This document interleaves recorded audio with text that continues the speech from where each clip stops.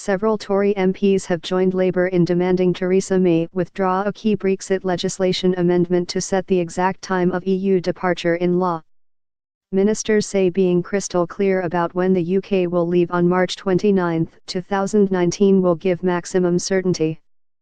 But ex-Chancellor Ken Clarke said the move was silly, while Dominic Grieve said it would fetter ministers' hands if talks dragged on to the last minute. Labour has branded it a gimmick and said it will vote against it.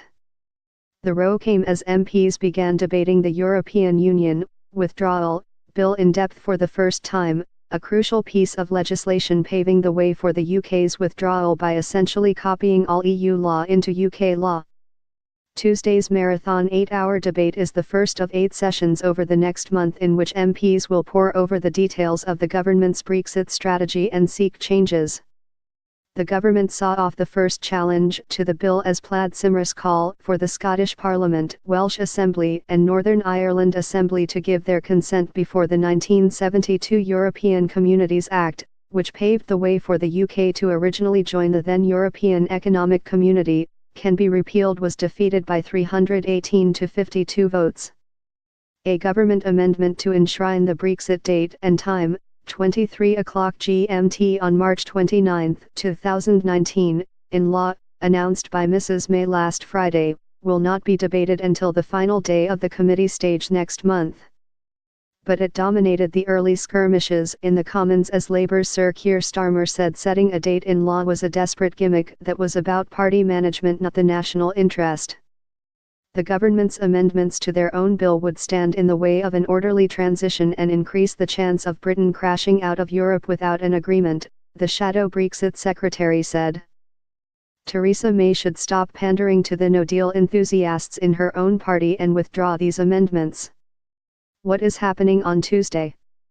But former Tory Attorney General Dominic Grieve said that fixing the precise time of withdrawal at this stage would fetter the government's hands if negotiations dragged on longer than expected and the process needed to be extended in order to reach an agreement. Describing it as a mad idea that had not been discussed by the cabinet, he said it had been accompanied by blood-curdling threats that anyone who might stand in its way was somehow betraying the country's destiny. "I am afraid I am just not prepared to go along with it," he told MPs. And former Chancellor Ken Clarke, the only Tory to vote against triggering Brexit, condemned what he said were silly amendments thrown out solely to get positive coverage in Brexit-supporting newspapers. Labour's Frank Field said he agreed with the need for a deadline, saying he had never taken on a job without a start date or bought a house without knowing when he would take possession. He agreed to withdraw his own amendment, specifying a date but not a precise hour of departure, after Brexit Minister Steve Baker warned of legal chaos if the issue of timing was not put to rest. The government wants this bill to provide as much certainty as possible, Mr. Baker added.